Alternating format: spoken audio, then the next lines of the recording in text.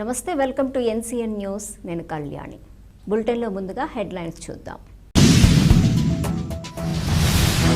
జిల్లా అధికారులను అభినందించిన కలెక్టర్ కీర్తి చేకూరి.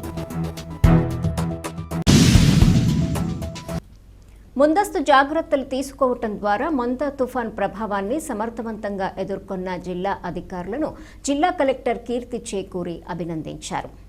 తుఫాన్ సమయంలో క్షేత్రస్థాయిలో చురుకైన చర్యలు తీసుకున్న అన్ని శాఖల సిబ్బందిని ప్రశంసించారు.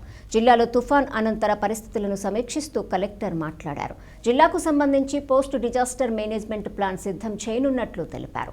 భవిష్యత్తులో ఇటువంటి విపత్తుల సమయంలో మరింత వేగంగా స్పందించే విధానాన్ని బలోపేతం చేయనున్నట్లు తెలిపారు. మోంతా తుఫాన్ కారణంగా నష్టపోయిన పంటల వివరాలను త్వరితగతిన నమోదు చేసి రైతులకు పరిహారం అందించేందుకు చర్యలు తీసుకోవాలని సంబంధిత అధికారులను కలెక్టర్ ఆదేశించారు.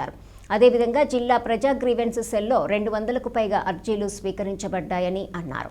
ప్రజల నుంచి అందుతున్న ఫిర్యాదులు, వినతుల పరిష్కారంలో నాణ్యతతో పాటు పూర్తి స్పష్టత ఉండాలని కలెక్టర్ సూచించారు. ఈ కార్యక్రమంలో joint collector Y Megha Swaroop, DRO T Seetharamamurthy, DSP Vidya, CPO L Appalakonda, వివిధ విభాగాల జిల్లా అధికారులు పాల్గొని అర్జీలు స్వీకరించారు.